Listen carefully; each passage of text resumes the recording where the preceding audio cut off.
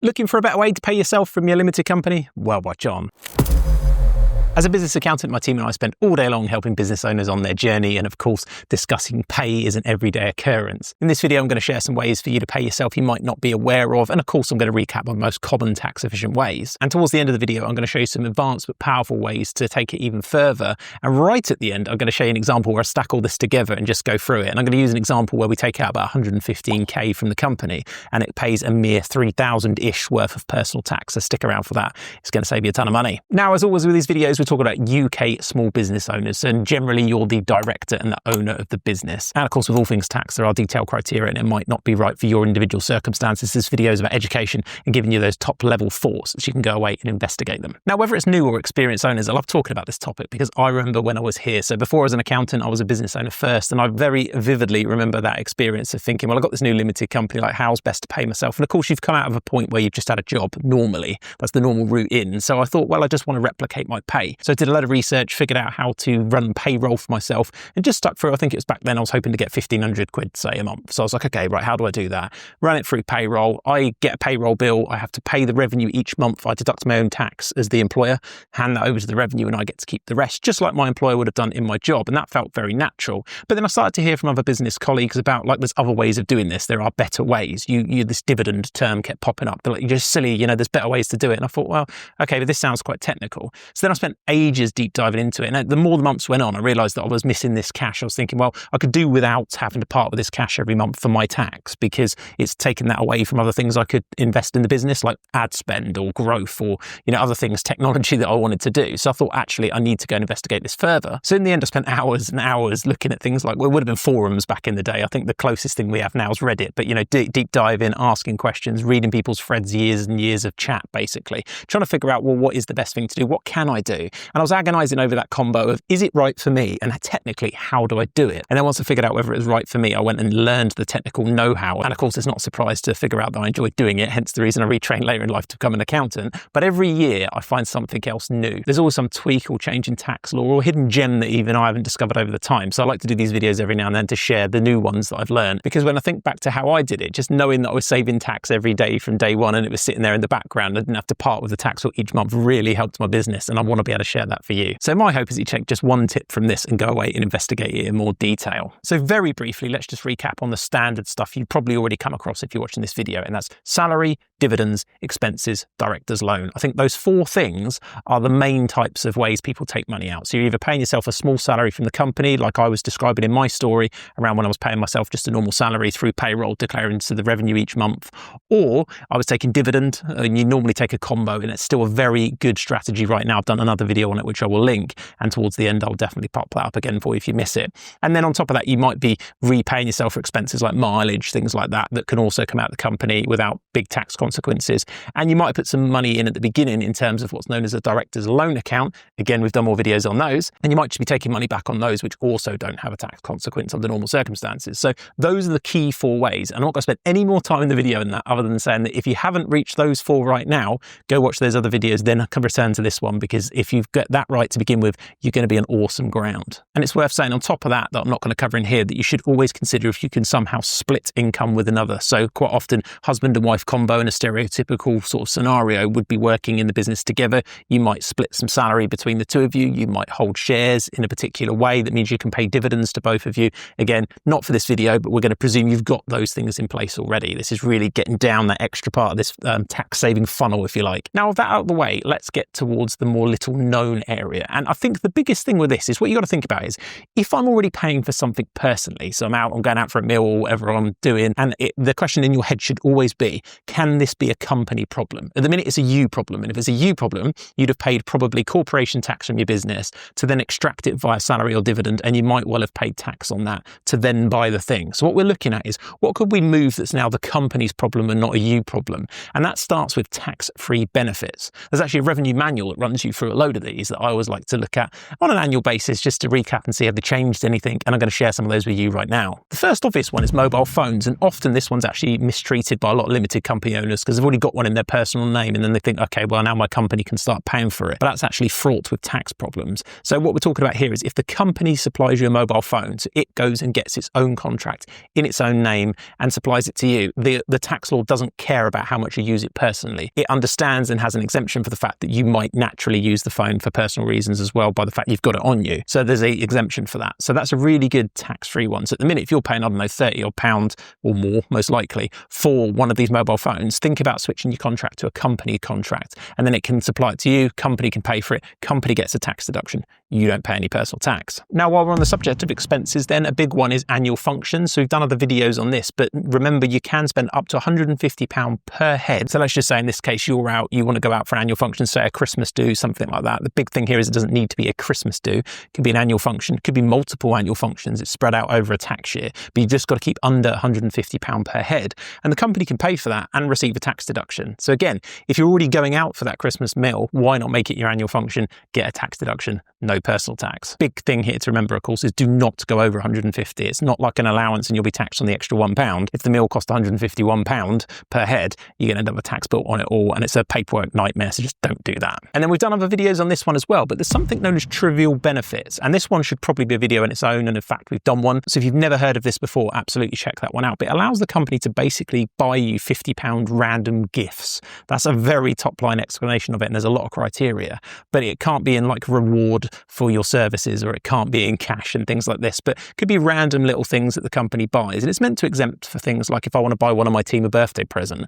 I can, and the company will get a tax deduction and they won't get adversely affected in their tax bill. But it matters to you as the director as well. Obviously, they knew that there might be a bit of abuse on this, so they capped it. It's £300 for you during a tax year, but that's still £300 potentially, if you do it right, that could come out of the company without tax consequence for you. And of course, get a tax deduction in the company. And as we'll see later in the example, you'll see how all these things add up to be quite significant. Now, talking of small benefits, and you'll notice a lot of these things are small, but when you see the example, you'll see the add up, and that's a working from home allowance. So right now, for the revenue, give you a flat £6 per week at the time recording this video that you can claim without kind of backup information, that if you have to use your home as an office, and again, there are certain criteria, then you can have £6 a week. And normally that's claimed sort of inside of your records and added back to you to be taken tax-free as a later date. It doesn't often that someone will literally pay £6 per week out of their company account, but if you wanted to, in theory, you could. Now, talking of kind of home costs, if you happen to work from home, one of the things that's missed often is the fact that you can provide meals in a sort of subsidised canteen at a reasonable scale. And it's not specific, so it doesn't say that this has to be in an office. It could be your home office.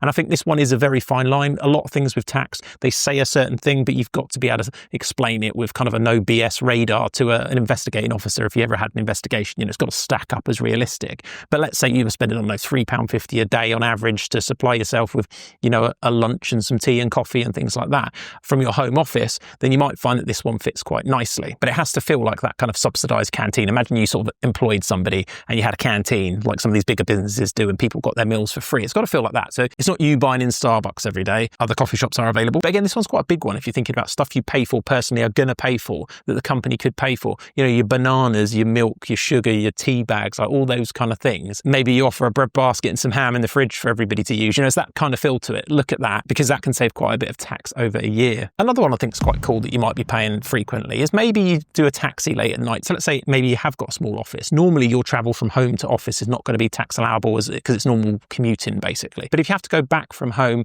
and maybe you have to get a taxi or something and it's onwards of say 9 p.m, you can actually do about 60 journeys a year where they allow that. Again, there are various criteria with this, but it's good to know that in those circumstances it's okay. So if public transport's finished or something like that, there are these rules that allow these odd journeys to be tax deductible for commuting, which is an interesting one. Now, if we're thinking it a bit bigger, this one is something to be careful with, but is quite a chunk of money. You can actually borrow up to £10,000 a year from your company without a tax consequence. It's called a director's loan. And again, I've done another video talking specifically about this, which I'll link, but know that that's possible. So if you needed access to funds and you didn't necessarily want to take it because there was a personal tax consequence right now this tax year. So a common thing of this, as we'll see, as I'll show you some examples at the end where, you know, you've taken a set amount amount and all the kind of cheap money you're allowed. So at the time recording this video, you can have about £50,000 a year before paying those higher rates of tax.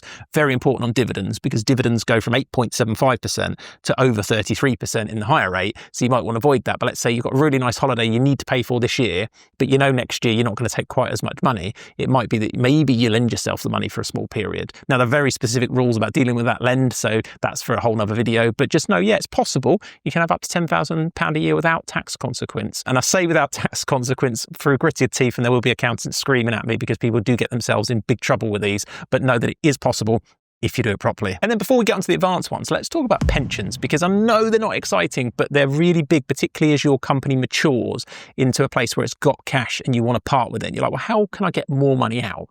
Well, the first thing is you might be thinking, where should I invest this money? Is a pension a good idea? That kind of things. And us mere accountants can't actually tell you that. It's regulated financial advice, which is in the realms of financial advisors. What is cool though, is your company can pay up to £500 a year for you to go find that out and pay somebody to do it. So now it has to be available for all this pensions advice. So if you've got a lot of people in the business, it technically needs to be available for them all. It's one of the criteria, but do know that it is very possible for that to be the case, and the company get a tax deduction on you paying for what is effectively personal investment advice. Then once you've decided to do that, what you can do, and you can do this whether you've paid for that money or not, whether you already know what you want to do, maybe you've got an existing pension, is your company can pay into your pension.